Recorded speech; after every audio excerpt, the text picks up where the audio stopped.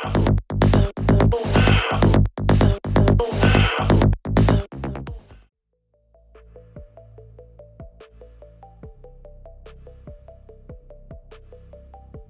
of the glittering hopes of the future can be summed up in two words: geothermal everywhere. If the world's going to decarbonize in a reasonable time frame and at a reasonable cost, we're going to need a low carbon heat source and power source that's 24/7, non-weather dependent, can be implemented almost anywhere in the world.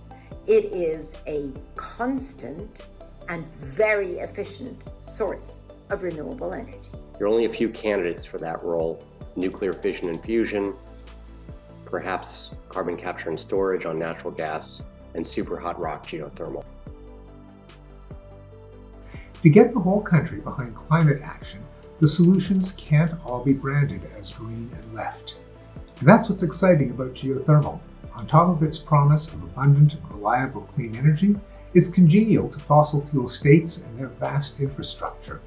Today, heroic individuals who've spent their entire careers working for the very industry that is blamed for the climate crisis are developing the technologies capable of delivering geothermal everywhere.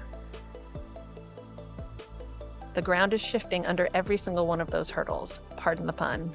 It seems like every single one of those hurdles is really loosening, and that is the thing that gives me hope. We all know that there's unlimited energy right under our feet, but it's been tantalizingly hard to access cost effectively. I am very excited about the possibility that we will continue to develop our geothermal potential. Drill, baby, drill. For heat, not oil. It's an idea whose time has come. It's happening. Buckle up. This is going to be amazing.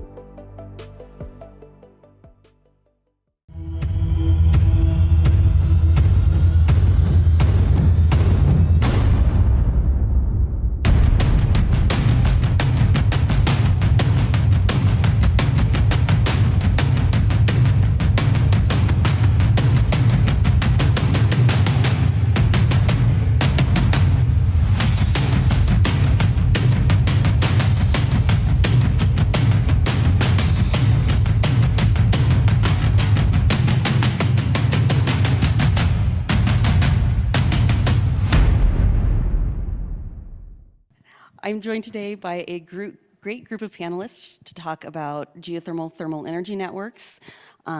First off, we have next to me Mr. Jay Egg.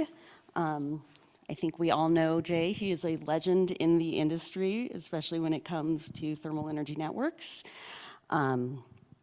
Jay served in the US Navy in the nuclear power field and began his career in mechanical design, engineering, and contracting. He's now an expert consultant and sits on several technical code committees internationally. Next up, I'm actually going to go out of order on the stage here. We have Dr. Alexis McKittrick with the U.S. Department of Energy's Geothermal Technologies Office. Alexis is the program manager with GTO, overseeing both the low temperature and co-produced resources and hydrothermal resources portfolio. Next up, we have Erick Burns with the U.S. Geological Survey. Erick is the project co-chief for the Geothermal Resource Investigation Project, also known as GRIP. And then finally, we have, oh, no, not finally, we have Michael Albertson, the president of SHARC Energy. Michael's career spans over 4 decades, during which he has demonstrated a unique ability to drive growth and innovation. And then finally, we have Mr. Robert Vilches, training specialist for the United Association of Plumbers and Pipefitters International Training Fund. Rob began his career in 2000 as an apprentice to UA Local 110 in Norfolk, and he has worked his way up through the system and has became an instructor for the UA ITP. And in 2021, he was hired by the UA ITF as a training specialist, where he continues working for the members of the UA to this day. So, like I said, we're here to talk about geothermal thermal energy networks. It's going to be pretty conversation-based, but I am going to ask Jay to give us a quick couple-minute overview of what thermal energy networks are. Well, thank you, Katie. I'd love to. So thermal energy networks, it's really simple. It can be encapsulated into this. They're utility-scale infrastructure projects that connect multiple buildings into a shared network with sources of thermal energy like geothermal boreholes, surface water, and wastewater. Now, why this is important is thermal energy networks are hydronic or water-based. Essentially, you can think of them as a drinking water main. That's what they look like in the street, and individual buildings tap into this.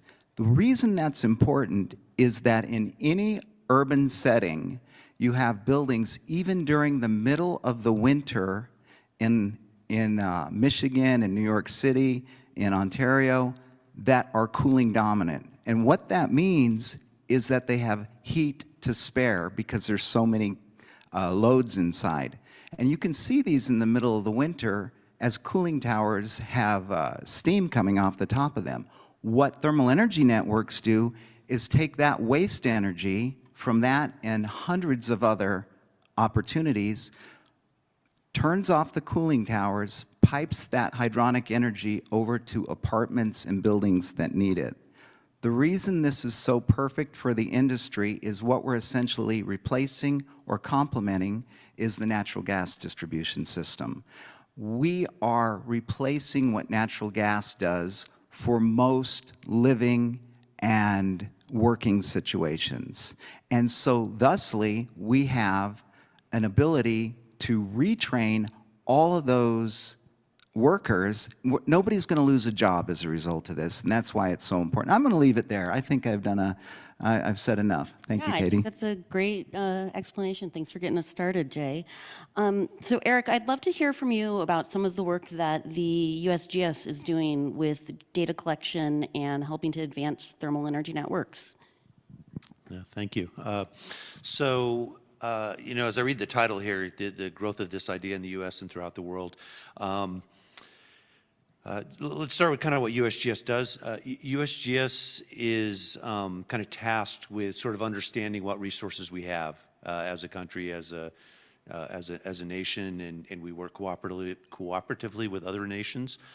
We also think about as technologies are sort of adopted, kind of what's the potential, how do we find them, how do we even think about adverse impacts, and how do we help other federal agencies kind of know what's important to understand. So you know, if you think about geothermal, you know, the U.S. is the #1 electricity producer geothermal wise, but other countries, either on a per capita or even just on a net basis, are really using the low temperature resources much more sort of effectively in a more widespread way. And in a lot of ways, the Northern European countries and the Eastern Asian countries are ahead of us in understanding and regulation and all of these things. So we're working a lot with partners in these countries to figure out, you know, what can we learn? Can we take these lessons learned and can we move that forward? And we're building tools that we hope will be used kind of very broadly by cities and states to figure out kind of what kind of resource do we have, and how do we make it fit as part of our energy portfolio? So just big picture, that's our role in this process, I think. Great, thanks, Erick. Alexis, I know that GTO is doing some really exciting things with community geothermal and thermal energy networks. Can you tell us a little bit about them? Yeah, absolutely, Caity, happy to. The Low Temperature and Co-Produced Resources program within DOE GTO just this past year launched this community geothermal heating and cooling design and deployment funding opportunity. And I just want to talk about kind of the genesis of this for a minute for those listening who may not be aware. So there have been, especially in the past 10 to 15 years, just fantastic emergence of networked geothermal, campus scale, district scale geothermal heating and cooling systems that have emerged, particularly on US college campuses. And as we saw this trend emerging at DOE GTO, the first question that we had was, how do we translate this fantastic technology and enhance the adoption in communities, right, across the US? And so the Community Geothermal Initiative was born. But as we were developing it, we were really thinking about what are the unique needs of communities. We know that communities have a vast disparity in resources that are available to them, in knowledge of geothermal. So how can we build teams that can really help translate the success of these systems, right, at the campus scale and in many tech campuses over to communities within the US? So what we did was, as part of this funding opportunity, we asked folks to come in with a pretty robust team. We asked them to come in applications with a community voice representative body, which could be a community organization, it could be state and local officials, it could be a developer, but somebody who is coming in that can represent the community where this system would be installed. We asked them to make sure that they had an analysis team that could do the design of the systems, a deployment team that had experience actually deploying these larger networked geothermal heating and cooling systems. And we asked that they have a workforce representative that can help think through how are we going to be training folks locally in these systems, how can we make sure the operation and maintenance of these systems over time is sustained for the community, while at the same time building the workforce for what we're all seeing as a fantastic emergence, particularly of geothermal heat pumps or ground source heat pumps from the various tax incentives at the federal and the state level. So lots of exciting components there. Fast forward a little bit, as we were looking at how to reduce energy burden to communities as part of this funding opportunity, build that workforce, increase grid resilience and stability for these communities. We eventually got towards making 11 different awards in 10 different states, so fantastic geographic diversity. And we also have these awards going to urban, suburban, rural, and then remote and islanded communities. So what's great about this portfolio is that these community geothermal systems will have the opportunity to be designed and hopefully deployed in a lot of different geographies, a lot of different community environments, and hopefully will serve as kind of pillars, exemplars for other communities to follow going forward.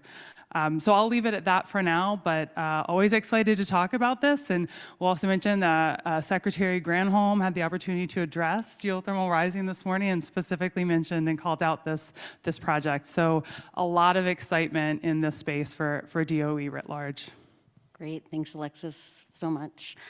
So we all know we're at the Geothermal Rising Conference. Personally, a lot of times when I think of thermal energy networks, I think of traditional ground source heat pumps, things along those lines, but there's so many other opportunities and options as well to use some of these waste heat opportunities and so forth. So Michael, could you tell us a little bit about what SHARC is doing and some of the great stuff that your products are able to do? Yeah, I'd be glad to. My mic working? There you go. Sorry about that. Yeah, I'd be glad to, Katie.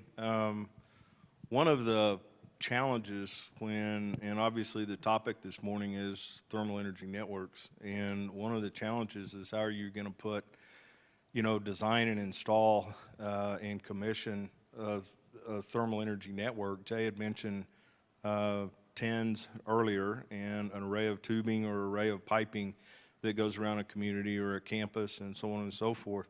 But there's a thermal energy network that is really fed by every single home, every multifamily building, every commercial building, every college, university, every hospital, every hotel, resort, and that's basically the sewage network system. And so one of the things that SHARC has are two unique products that we are able to take the thermal energy out of sewage in either individual buildings, and that's with a product that we call Piranha, and it's actually has a heat pump mode to that. So we capture that thermal energy within the Piranha, and then we can boost the domestic hot water temperature up to the temperature that the facilities engineer or whoever's operating the facility really needs. The second product is a larger product, higher capacity, and it's called a SHARC, S-H-A-R-C.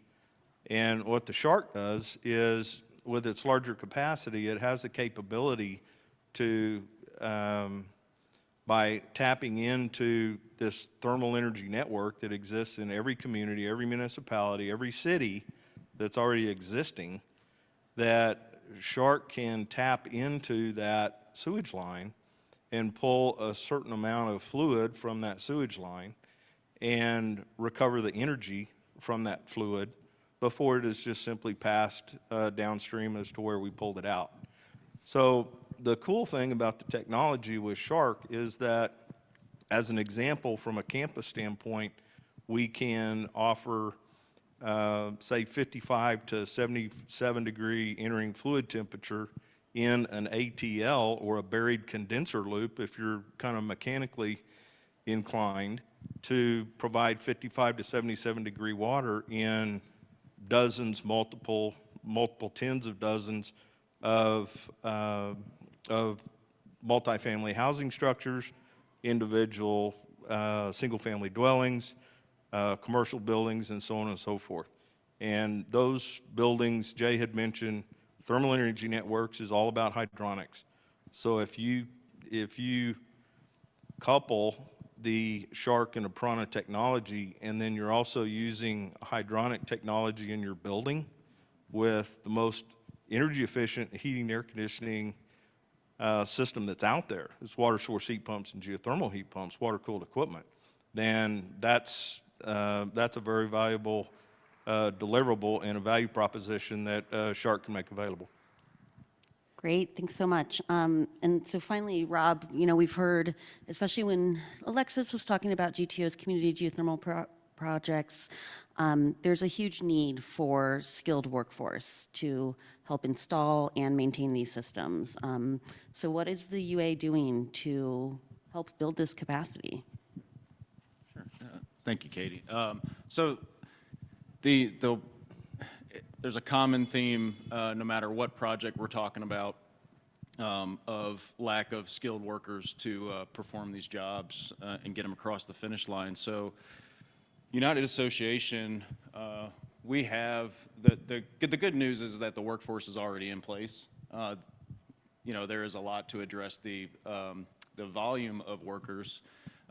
We have a very robust organizing campaign across North America, from bottom up and top down at the contractor level, also in middle schools and high schools. I know the U.S. market got away from shop top type of classes a long time ago, and it did hurt this sector of the workforce. So we're re-engaging with those individuals all the way down to the high school level, and starting apprenticeship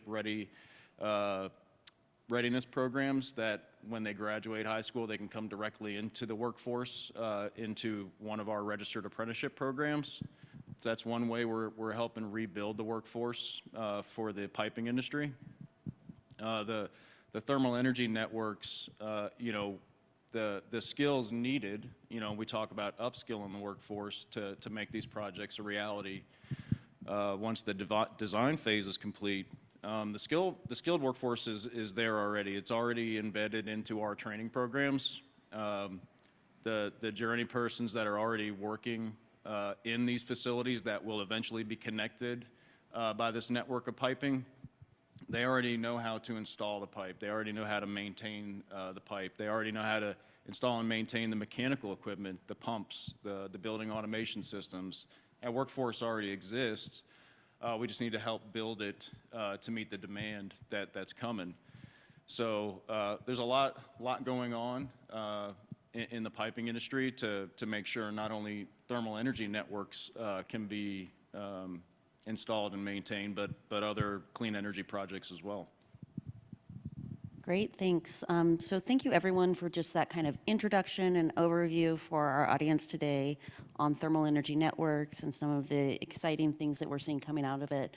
But I really want to dig into a discussion between this group and talk more about what's going on with thermal energy networks, how we can see more of them. So my first question actually has to do with data centers. So, we see more and more data centers opening or these high energy operations that are coming into industry. Are we ever going to get to a point where there's too much waste heat to manage? Or will we be able to infinitely use that or put that excess waste heat somewhere that's not objectionable and it doesn't impact communities? So, right now I think we're in a great sweet spot, but as we get more and more of these centers and industry and so forth, are we going to hit a point where there's too much of it? Let me take a shot at that. So one beautiful thing about data centers is they do have a lot of waste heat, and handled properly. If you look at the diversity of a building, the diversity is you've got a heating load, you have a cooling load, you have a hot water load, you have what we call a dedicated outside air system load, you got ERV loads, so on and so forth. But the beautiful thing, and you can't change physics, is a natural byproduct of heat is cooling. And a natural byproduct of cooling is heating. And so it just really comes into play, and you have experts that are in the field looking at ambient temperature loops, thermal energy networks, campuses, municipalities, district systems, so on and so forth. And I'm not even calling it a challenge, it's an opportunity for them to harvest that thermal energy and put it somewhere that someone else needs it. So I don't see it as really a stumbling block. And then obviously with our technologies, there are certain things that we can do to capture thermal energy in that standpoint and also move it around where it's needed as well. Great, thanks. Anyone else want to jump in on that one? Yeah, maybe I'll just jump in to say I don't think so, right? Like right now, I mean, to the point made, right? The opportunity space is so large here, and we are not leveraging waste heat effectively today, right? We have some great representation up here of folks that are thinking hard about how to do that better. But right now, the opportunity space to like just move our thermal energy around, right? Heating and cooling, heat source and heat sink. There are so many spaces and places, and data centers are a great example where we aren't doing this now. So I would say that until we get to the point that we have renewable systems that are providing all of our heating and cooling, then the answer is no. So you're basically saying we have a long way to go still. Great. Anyone else want to jump in on that one? I would just like to share just for an order of magnitude, a little bit about how much good data centers can do. We have a project that we were tasked with just investigating that involved 3,000 apartments in Manhattan, and they're in New York, of course, in Manhattan, and they have a 5 megawatt thermal load to keep those 3,000 families warm in the wintertime. Does anybody have any idea how much a hyperscale data center rejects in heat? Between 50 and 100 megawatts. So a 5 megawatt load, that's a lot of 3,000 unit apartment complexes that can be done with one data center. We just have to figure out how to get it there. Yeah, great. Thank you, everyone. So, I think we all know everyone on this stage is a huge proponent of thermal energy networks. We're seeing great things, as Alexis has talked about, GTO had a FOA, and they're providing funding for communities. But what steps need to be taken to lower the costs of thermal energy networks to make them accessible to all communities throughout the United States? Not just the downtown Manhattans, but the remote communities who are, potentially heating their homes with heat oil or, running off of diesel generators. What can we do to bring these overall costs down so that some of these, as disadvantaged communities, looking at equitably bringing these technologies to everyone? I'll take a shot at that first, right off the bat. I mentioned earlier when we look at thermal energy networks, one of the, let's just say the stumbling blocks or challenges is how are you going to design and install and commission a brand new thermal energy network? And you get into certain communities, urban environments, where there is a lot underground, and it is, you know, subways, communication, utility, and so on and so forth. And I think, Caity, to really answer your question was, I'm just going to go back and paraphrase something I said earlier, and that is that every community, every district, every city, every municipality has an existing thermal energy network that is already in play. And how do we, and that would most definitely reduce the cost of installing thermal energy networks. And then, you know, with the great engineers and design teams that are on geothermal teams around North America and literally around the globe, then it's, I don't really want to call it a baby step because it's still some good hard work, but then it's, you know, they don't have to build as big, they don't have to design as tight. So I guess my short answer would be, let's utilize the thermal energy networks that exist in every community, municipality, and city right now. Yeah, I'll add on and build on that point to say, you know, ground source heat pumps in particular have traditionally been thought of as individual systems, right, for individual homes up until kind of the evolution of the thermal energy network. And we'll be honest, there's only so many homeowners who can afford, right, a ground source heat pump and the associated infrastructure. But one thing that the thermal energy network and community geothermal space is showing us is there is this opportunity to get utilities involved, to get developers involved, to get groups that can essentially fund, right, the upfront costs of these systems and turn them into more of a fee-based utility, almost like folks pay for their electricity and gas now. And that then lowers, right, the barrier to entry for low and middle income families. It lowers the barrier to entry for anyone who doesn't have the resources to pay for these systems up front. This is, I think, one of the reasons why these systems have been so successful in college campuses, because they have the infrastructure and the kind of control of their own facility funding in a way that they can front the cost, right, for these systems. So I think getting groups like that more engaged will help everyone. And by the way, making sure that the communities that are part of these developments have a voice and have a say and have an understanding of these systems, and the fact that this will be a positive change for them, as well as hopefully help them with their energy bills. Yeah, as was stated, you know, these projects are utility scale projects, and you know, I'll use New York as an example. It was, Jay, year and a half now, 2 years ago, New York passed their Infrastructure and Jobs Act to essentially create the ability to have a thermal energy network as a utility. This allows, as Alexis just said, this allows that cost, that infrastructure to be installed. This spreads that cost over a 50-year period, you know, 30, 50-year period.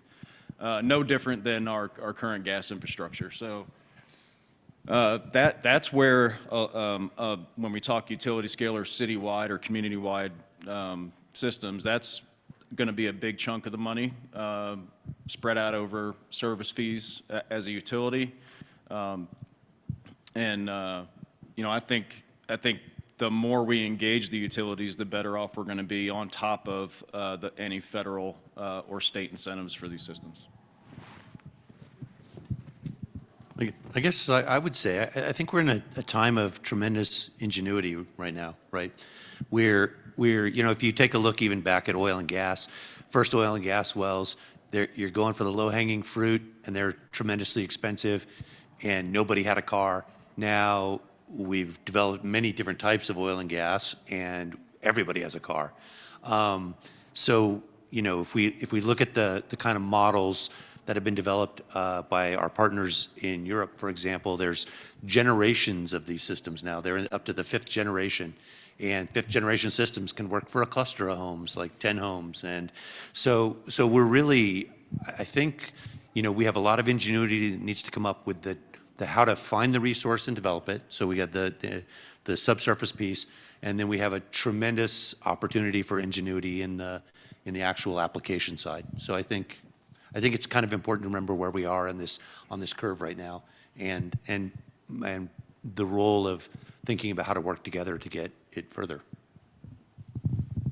Yeah, Katie, if I can add on that, one of the things that I want to point out is, and it may be obvious to quite a few people, but there is not a single best solution when it comes to the thermal energy network, because there is so much thermal capacity out there.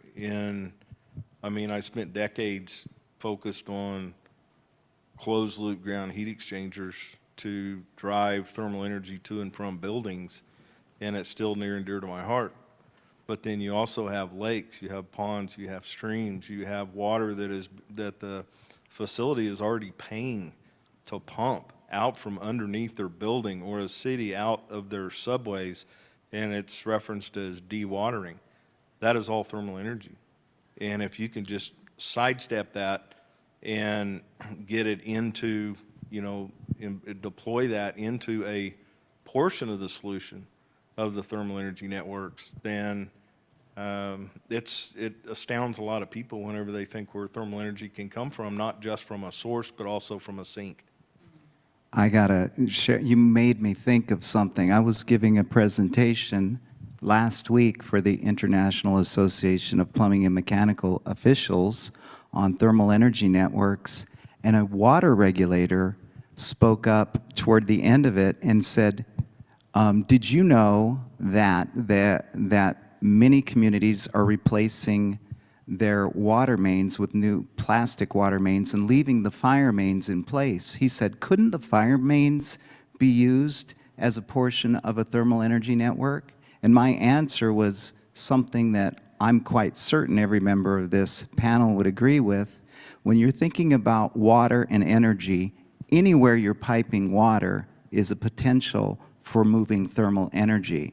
Like Michael said, with the wastewater pipelines, that's a thermal energy network. With the drinking water lines, with the fire mains, with dewatering of buildings, we are just finding out, for example, probably the same in many cities, any building that has a subsurface area for whether it's for a mechanical room or other things in New York is constantly dewatering.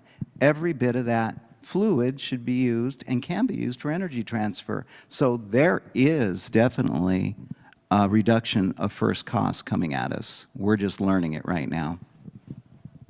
I guess I would add one last thing to that. Both of your guys' comments made me think about is we also have to think about so there's a lot of laws that are on the books already that start to spin with this, like what can you do with dewatered water, and what, so a thoughtful approach by states and government and cities about, like, what do we want our future to look like, and can we create a legal and a permitting framework that is effective and efficient, is going to be something that's going to spin out of this whole process. And if it started sooner than later, probably would be a good idea to at least have some discussions.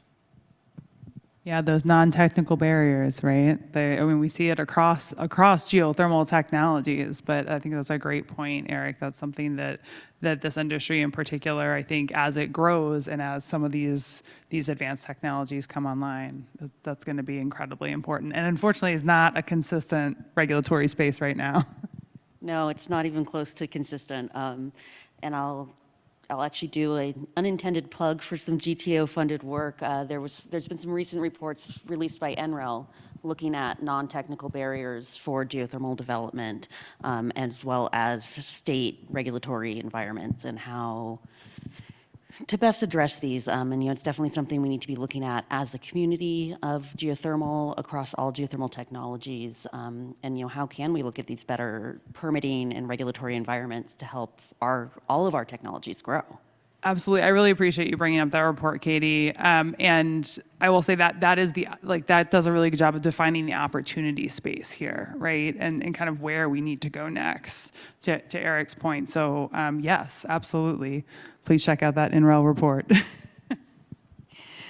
Great. So, I think we've talked a lot within the geothermal community and really the greater community as a whole about how we're seeing more and more shortages of workers across all industries.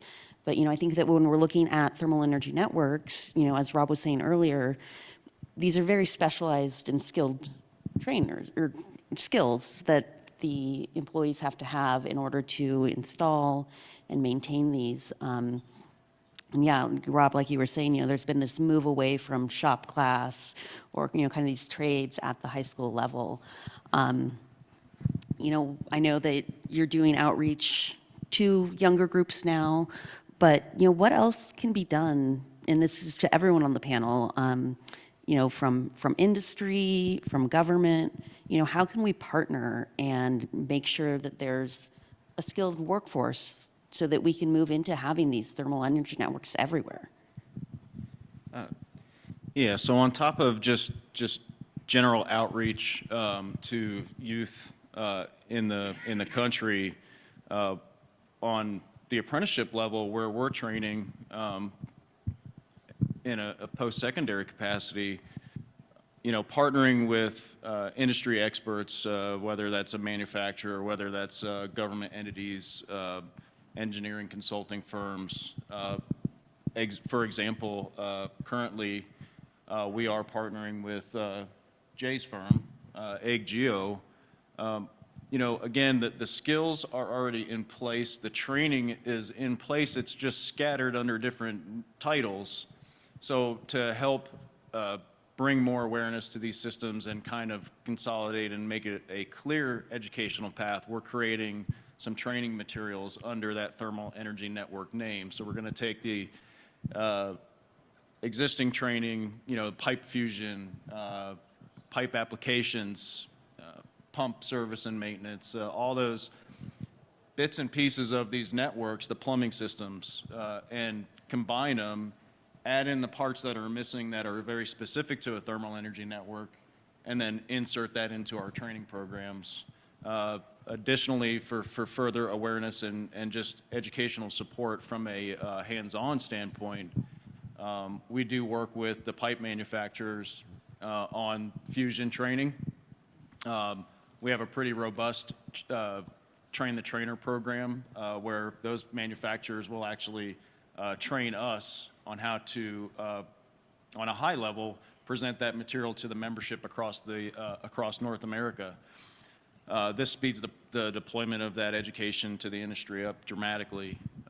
The other awareness part for thermal energies that we're building out, again, with the assistance of Geo and a couple other SMEs, is the creation of a mobile training room for district networks. So essentially, we're just going to scale down a thermal network and put it on wheels.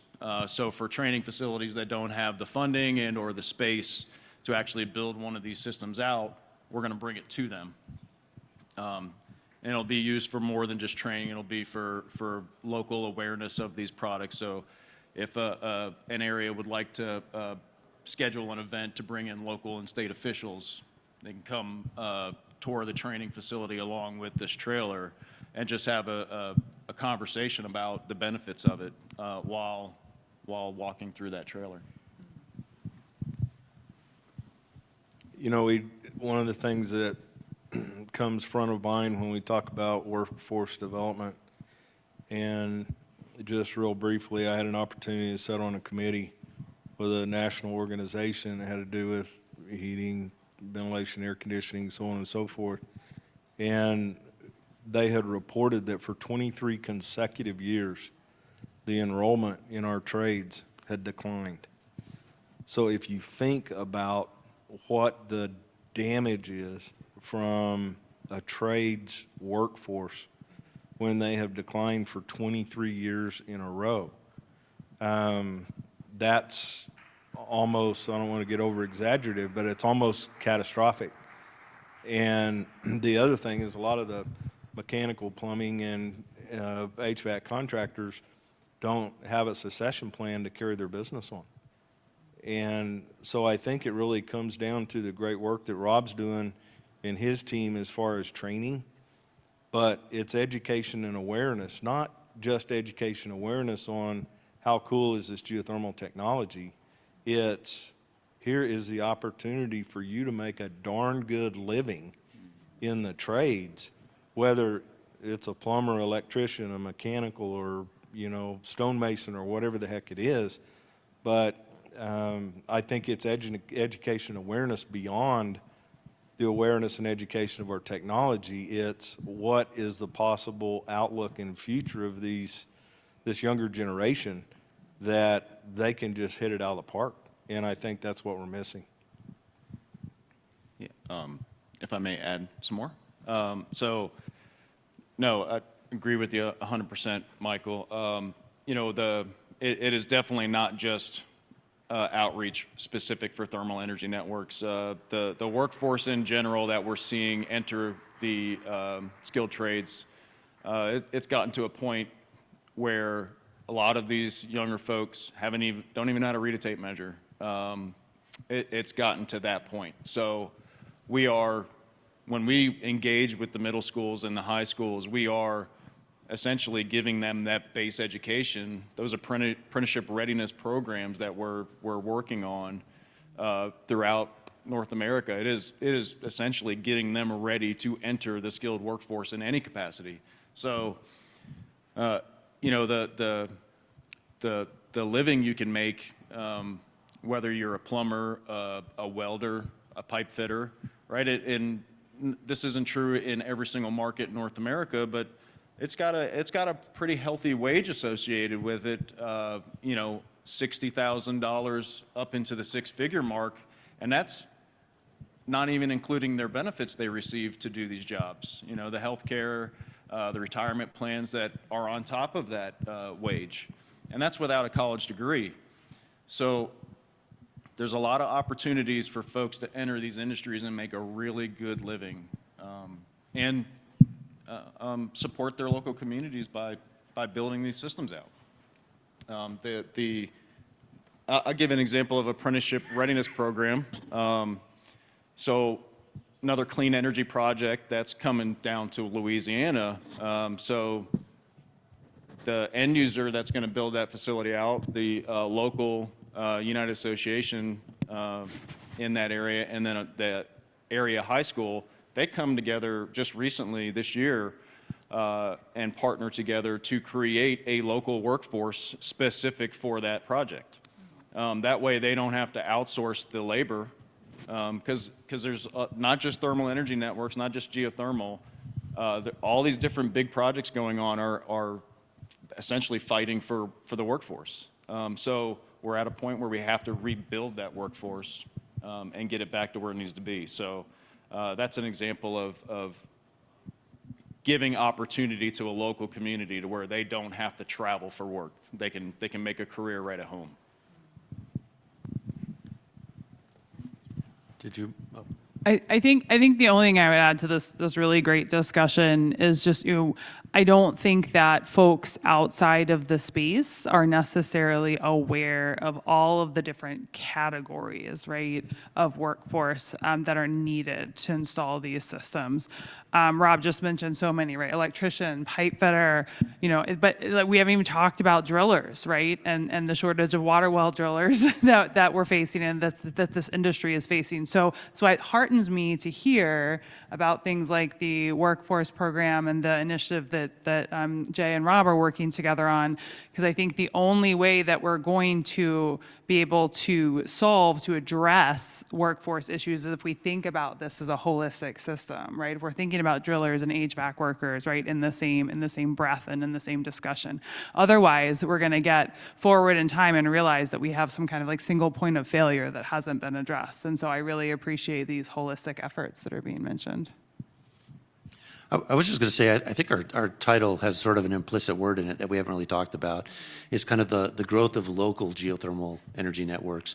And it really has to do with this idea that we can't take thermal energy here and send it to another city without converting it into electricity.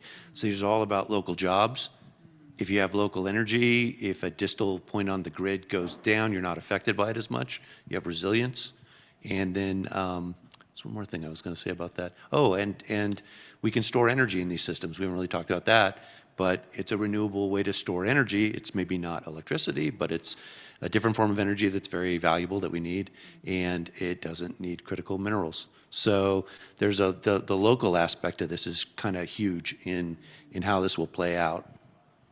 Yeah, and since you were referencing our title, Eric, I think the other thing I'll reference is the "and throughout the world" piece, because I will say that Europe does this much better in terms of thermal energy storage and thinking about holistic heating and cooling systems right now than the U.S. does. And so that's another kind of charge to the audience and to this group, is to really be looking abroad to get great examples of how the heat source and sink, the movement of thermal energy, right, that we were talking about earlier, can truly be leveraged, because I think we have some fantastic examples from some of our international and global partners on how to do this well. Yeah, and I was going to move off, but I actually want to stay on this workforce, because I think this is a really interesting topic of conversation that we don't talk about as often as we probably should be. And what I've noticed is with these thermal energy networks and other technologies that could be incredibly helpful to remote communities who maybe aren't connected to a power grid or something like that, but then we almost get this chicken and egg situation where they're not willing to implement these systems because they don't have anyone with the skills to install or maintain them, but no one wants to get those skills because there's no systems for them to work on. So how do we address that? I mean, I can tell you how we addressed it with community geothermal, right? We made it part of the team. We said, you're going to need to have a local workforce. We like 100% agree. There's so many areas within the United States where there isn't a local workforce to support these systems, and this is a barrier. And so I think talking about the last question and the holistic view of these, I think making it part of the conversation from the beginning about, let's not just talk about the installation, right? Let's talk about, what does this look like in 5 years? Who's going to be here to operate, to maintain these systems in the way that they need? Because one thing that's great about this that we haven't talked about is, like, these are typically great longevity systems, right? They last for decades and decades, and you need somebody in place to be able to maintain them for that long as well. But so yeah, I would say the important piece, Caity, is to think about it from the beginning, right? Anyone else have anything to add? Great. Yeah, and I think, Alexis, as you were saying, especially if we look at communities that are in cold climates, if it's negative 20, 30, 50 degrees and your thermal energy network stops working in the wintertime, you don't have a lot of time to get that back up and running before your family starts to freeze. And so, having that local workforce and people who can get in and do the work and keep things up and running is so important. Yeah. Go ahead. I'm sorry. Any system of magnitude or size is going to have some redundancy built into it. And I mean, that's just kind of CYA with engineers and planners and designers and contractors and so on and so forth. And so I don't know that we're really worried about that. It's just that for decades and decades, you go into a mechanical room that's 50 to 60, 70 years old, and they have pumps. You have one that's idle, and you have one that's running. So that's just called lead lag. Well, with all the other types of systems with valving and so on and so forth, and pumps and pony pumps and house pumps, and I can just get into it, and you don't want me to, but there is redundancy there. And the one thing you mentioned, it's 20 degrees below outside, and you mentioned cold climate heat pumps. We have a place in Northeast Indiana, and it was minus 18 degrees. And my heat pump, my geothermal heat pump, thought it was 48, 50 degrees outside. So it's just cranking. They don't really know the only difference with low outside temperature. People talk about cold climate heat pumps, and it really comes into play with, with their cool product. But if you look at our technology from a geothermal standpoint, they don't even know it's cold out there. Oh, I love this point, and I gotta wait because this is my favorite, or should I say maybe my least favorite, misconception, right, about heat pumps is that they don't work in cold climates. Ground source heat pumps, geothermal heat pumps are a 50-state solution in the U.S. They are installed in cold climates, work in cold climates, individual systems, larger thermal energy network systems. And I'm not sure how we got to the place where we thought that there wasn't a cold climate heat pump solution, but I want to make sure that the audience is aware that these work everywhere and they're outstanding. And because of exactly what Michael just said, they're incredibly resilient to, climate disasters, to incredible heat, incredible cold, because they are largely underground and are going to be resilient to systems where if you have surface infrastructure that is providing your heating and cooling, it is not necessarily resilient to those conditions. So there's a lot of really fantastic positives here that I think are often missed for ground source and water source heat pumps. So just bring in that, let's demystify that right now together. And so here's a word picture I'll share with you. And since 1986, 178 miles north of the Arctic Circle, there is a weather station that we installed a horizontal loop in the permafrost. It was all about proper load, proper design, proper installation, and the thing has just been, generating the heat as it's needed and hot water as it's needed since 1986. And there's no change. People get kind of a level of angst when they think about burying plastic tubing in the ground, and that is literally the strongest part of the whole system. So cold climate heat pumps, somebody says, oh man, they don't work, north of the Mason-Dixon line. And I'm like, oh man. So anyway, I just wanted to get that picture in your head. Michael made me think of another aspect of the workforce that comes along with all these clean energy projects, not just the geothermal systems, just the ultimate goal of the world and the U.S. market is to decarbonize, reduce our carbon footprint by 2050, right? The building envelope is something else that needs to be addressed. We can put all of the highest efficiency mechanical equipment and building control systems we want in the world into these buildings. We have an extremely old infrastructure in play with our building stock. So a lot of these building envelopes are going to have to be addressed, tighten up. This is going to serve to reduce electrical consumption in that building and also improve occupant comfort and health.